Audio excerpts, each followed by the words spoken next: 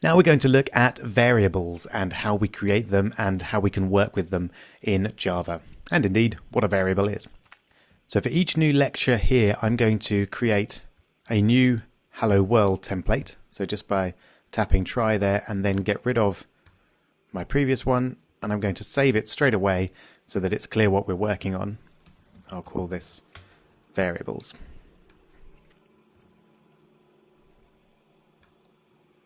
There we go. So you can see that it's already saving all of our programs that we've made. And then really all we're going to change for most of the next few lectures is the code inside the main method.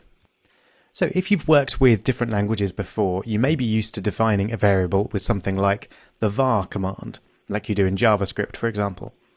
But in Java, it works differently.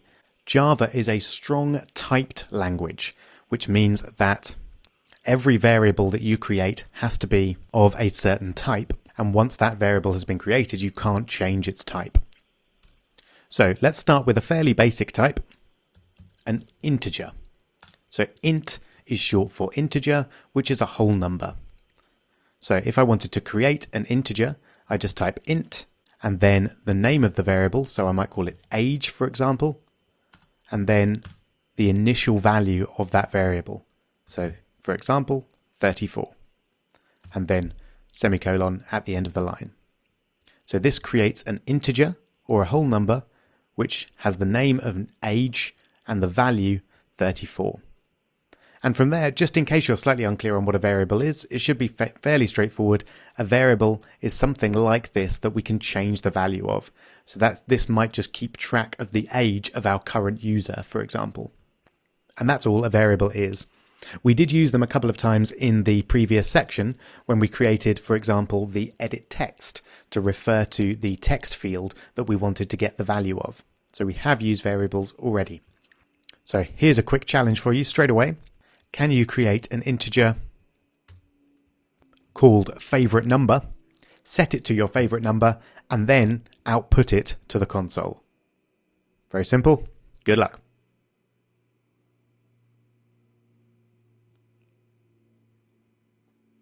All right, I hope you managed that.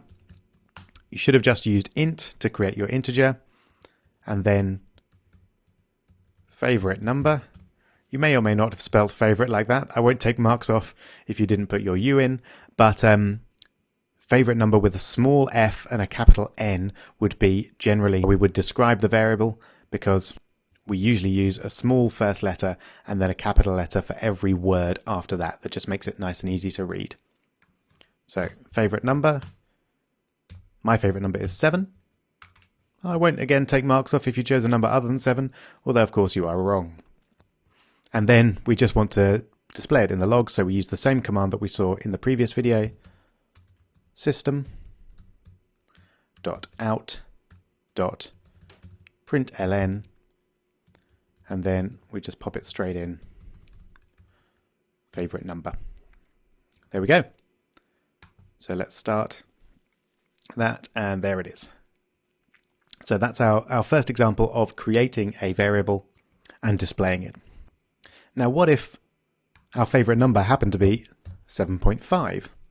No reason your favorite number can't be a decimal. Let's try running that and see what happens. Aha, we've got an error. Possible loss of precision. So what's going on there? Well, it's fairly straightforward, I think. We've created our favorite number as an integer, which means a whole number, and then we've set it to 7.5, which is not a whole number. So we need to change the variable type to one that can accept a non-whole number. And the one that I normally use is a double, so named because it takes up double the memory of a standard floating point number, and a floating point number is just a decimal. So a number that can be either a whole number or a decimal. So when you want to use decimals, I'd recommend using double like that. And then let's just take a look. Now that displays 7.5, no problem at all. So those are the two numeric variable types that you'll probably want to use, either int if you want something to be an integer, so number of users, for example, age, that kind of thing, and double if you think that your number might end up being a decimal, so something like a price or temperature.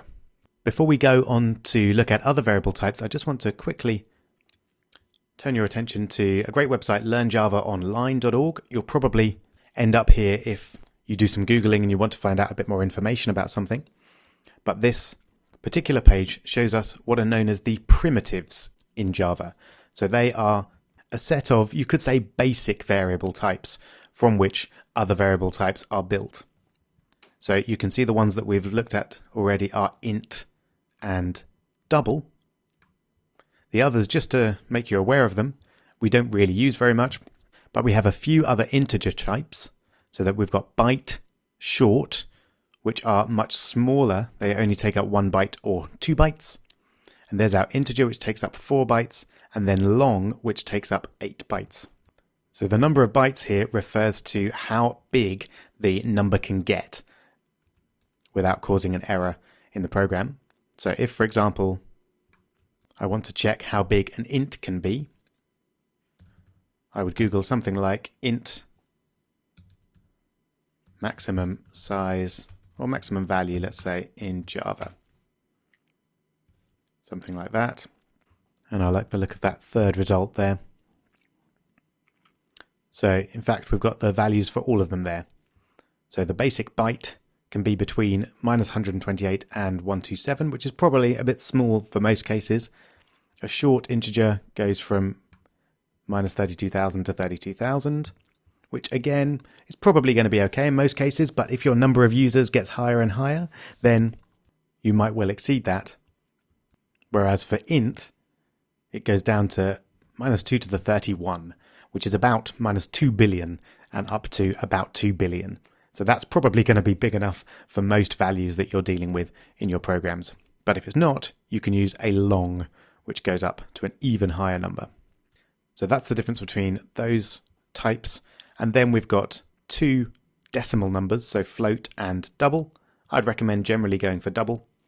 And then we've got char, which is just a character, so any A, B, C, D, etc. And then boolean, which is the next one that we're going to look at here, which is just true or false. So these are the primitive types, and all other types are made up from those. So let's jump back and have a look at our boolean. And I'm just going to get rid of that code there. So to create a boolean, we just type boolean like that, and then we might have something like, am I male? And for me, that would be true. If you're interested, the word boolean is named after George Boole. There he is, an English mathematician who did a lot of work in logic, and so true or false is obviously fairly central to that, and that's where the word boolean comes from. So in your programs, you could use a boolean for is logged in, or is active user, or something like that, or indeed alive or dead for our ghosts example from the previous video. So very quick challenge once again. Create a boolean for something that you could imagine actually using a boolean for in a program, and then display it in the logs. Go for it.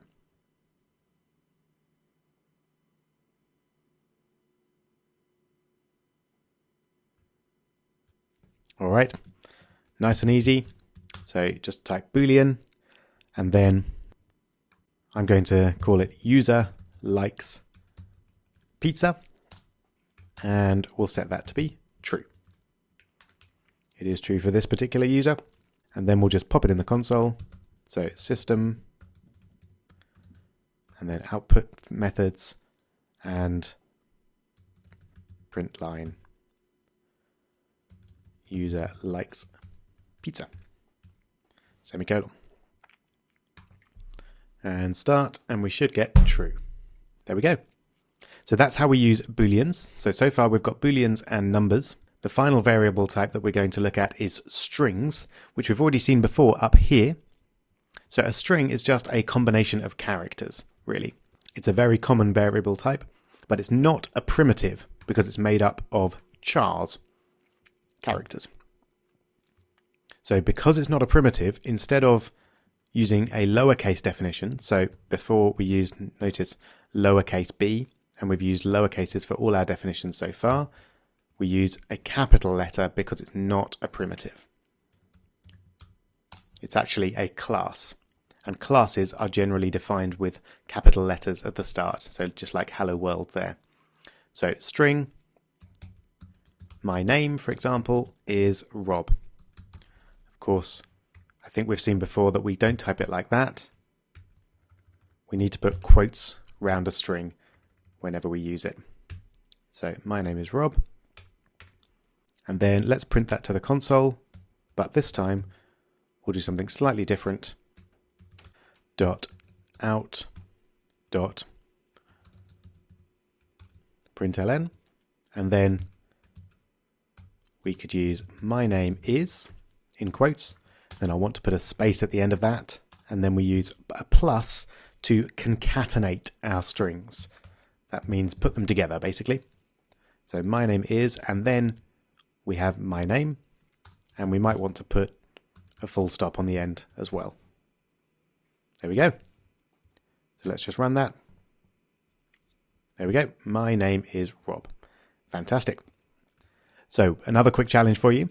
I want you to save your name and your age as variables, and then output them to the console saying, my name is whatever your name is, and I am your number of years old. Good luck.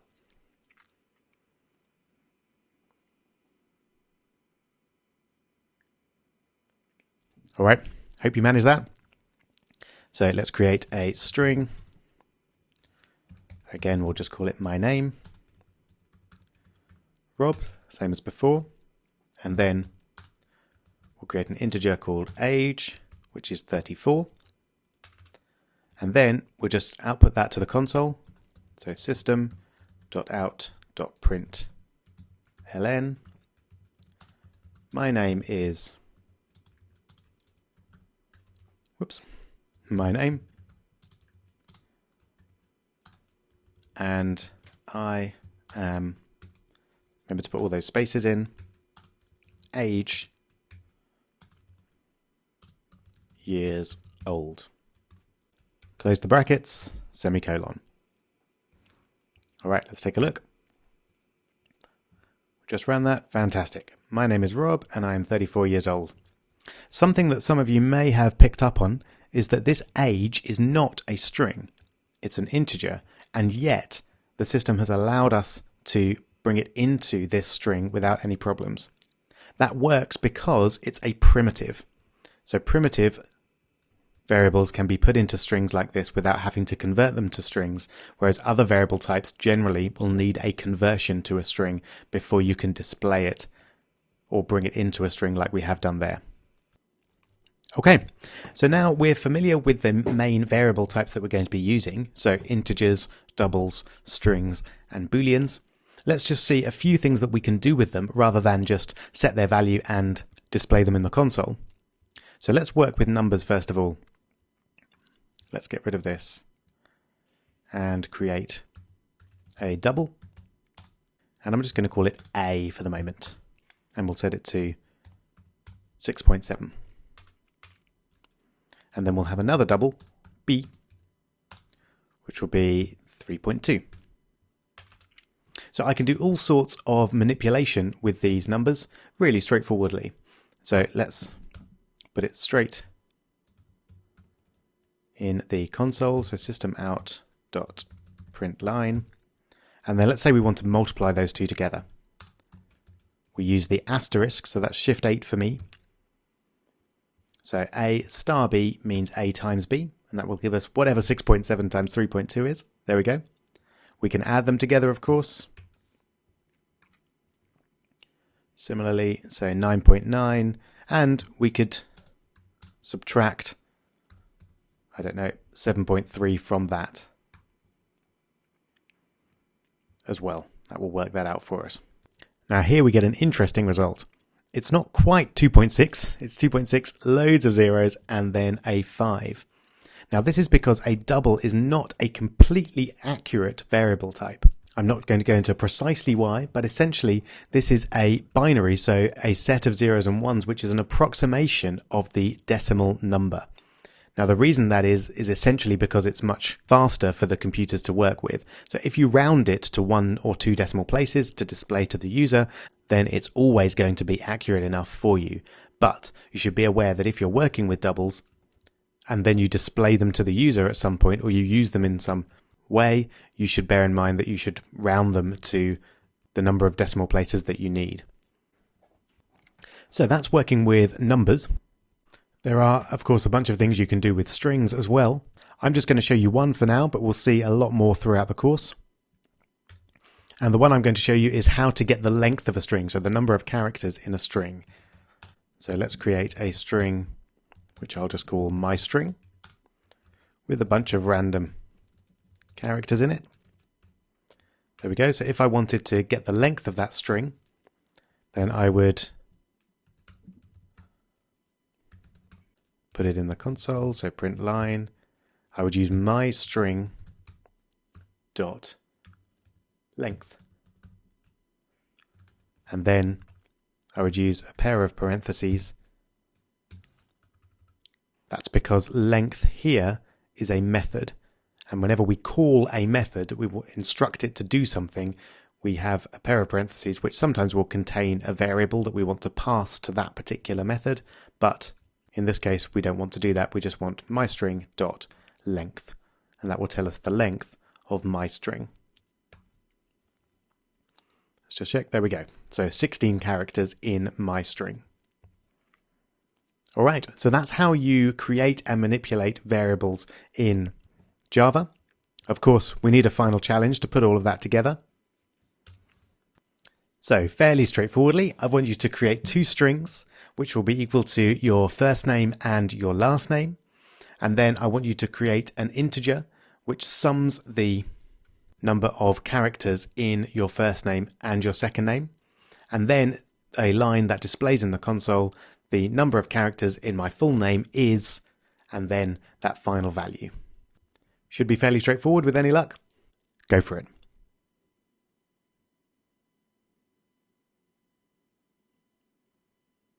All right, I hope you managed it.